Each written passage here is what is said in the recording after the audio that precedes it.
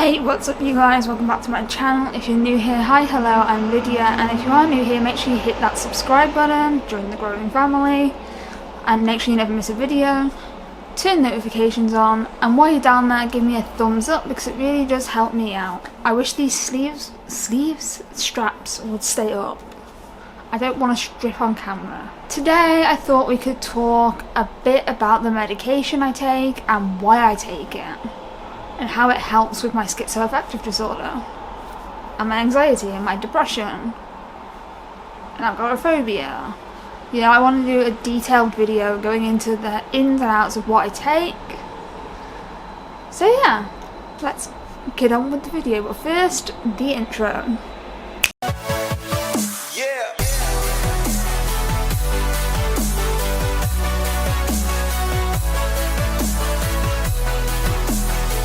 The main medication I take is Hiparidol, and I've been on Hiparidol for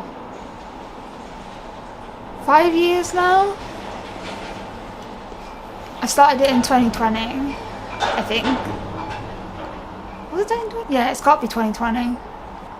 And I was started on the lowest dose of 0.5 milligrams, and even that made such a dramatic difference in my mental health when I first started it. It completely annihilated the hallucinations I was experiencing at the time. I will say this though, the higher dose I've got, the less it's actually helped with hallucinations, which sounds a bit backwards, but it's been worked up to the dose that I'm on now, which is 15 milligrams. Now, 15 milligrams might seem like a lot to take, but it's definitely helped my mental health. Like I said, it doesn't get rid of all my hallucinations now. I do experience some hallucinations every day, and that sucks, but I don't experience auditory hallucinations, which is a huge relief because it was starting to really stress me out. The voices that I was hearing. Now, I've been on this high of a dose now since January, beside the point.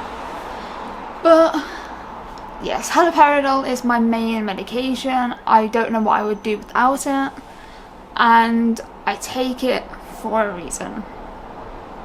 It does minimize my psychotic symptoms like delusions, paranoia, some hallucinations, and that's amazing. I wish all my hallucinations would go, but I've been told to expect to still experience some, even with medication. So that's how that goes. The next medication that I think is important to mention is lithium. Lithium is a staple medication in my routine. Without it, my mood is very unstable and I am very unpredictable. And that's what landed me in hospital for a year. And for months at a time. Lithium is a mood stabilizer, and I take that because I have the bipolar type of schizoaffective disorder. I don't have bipolar disorder on its own, I have bipolar type schizoaffective disorder. Basically, it's completely stabilised my mood. I don't have massive ups and downs anymore. I still get depressed, but I also have depression, so but I don't get manic, I don't get hypermanic, I don't have mixed episodes. Overall, I'm very stable on. Now, I do want to mention this, because I don't want to scare people, but I want to be honest. I was on 1,200 milligrams of lithium, and that was too high of a dose, and I was left on that dose for 6 months. And when I had my lithium levels done, it was sky high. I had to have a kidney function test done, and it found out that I have chronic kidney disease because of lithium. So, do I recommend lithium? Probably not. because there are better mood stabilizers out there. So lithium has actually caused me to have a pretty serious health condition, but I'm not going to stop taking it.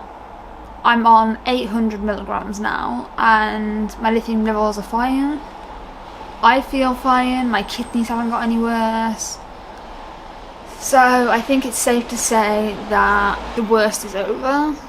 I have no idea why my psychiatrist put my lithium levels so high, because when I left hospital I was on 1,000 milligrams, and then my psychiatrist upped it to 1,200 milligrams, and then had to do a big backpedal when they found out my kidneys were fucked. Another medication that's a staple in my collection is Clinazipam. Now, Clinazipam is a controversial one to talk about. Basically, Clinazipam is a benzodiazepine.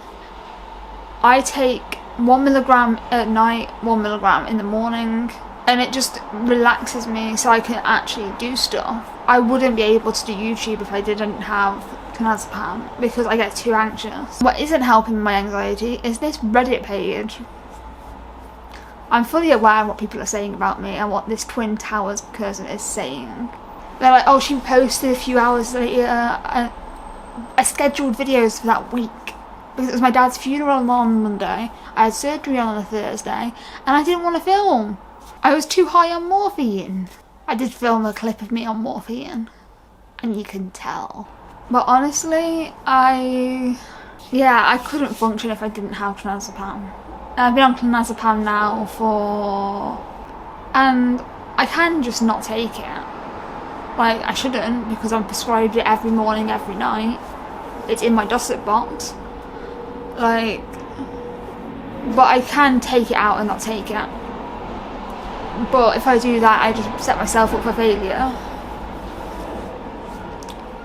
So I do my best to take it, even though I don't want to take it, because I know it slows me down. If you think of it this way, this is me slowed down. Imagine what I'm like when I don't have anything to calm me down. So yeah, Clinazepam is another medication I rely on. Another medication that I rely on is vortioxetine, which is an antidepressant, which is where my depression diagnosis comes in. I'm diagnosed with major depressive disorder, and I have been for about 3 months now. I take 20 milligrams of vortioxetine, and I've taken vortioxetine since I was in the hospital for a year, which was 2021 to 2022. So it has been a long time. I have one problem with this medication. If it touches the back of my throat, I throw up. I noticed that because I've tried not taking that and I don't throw up. When I take it, I have to make sure it stays on my tongue. It's hard because I just chuck all my medications in one go. Like, whoop. Yeah, there is that. I don't like that part, but it is a good antidepressant. And it's also the last antidepressant I can try because I'm either allergic to them or reacted badly to them. Fluoxetine I'm allergic to, so I can't go on anything that has the same ingredients in fluoxetine. Citalopram made me suicidal. Sertraline made me lose a lot of weight. Mirtazapine made me sleep a lot. On a lot of different antidepressants in my life. And I genuinely feel like I don't know about that medication. I want to come off it, but I know if I come off it, my depression will take its grips and I will end up suicidal. And we don't want that. Last medication that I'm going to talk about is trazodone. Now, I've been on trazodone since, and it helps with my sleep. I take it for sleep. I'm not on the antidepressant dose of trazodone. I'm on the sleep dose. I'm on 50 milligrams. 50 or 75? So I take that for sleep, and it really does help me sleep. Like, when I do throw my meds, I don't take it. I know about it. I do also take magnesium, which helps a lot with my sleep. I'm not going to go into my physical health medication. If you want me to make a video on my physical health medication, let me know in the comments down below. If you're new, of course I say there's every video, subscribe so you don't miss a video, and make sure you ring that little notification bell. Ding! Thank you for watching this video, and I'll see you in my next one. Bye!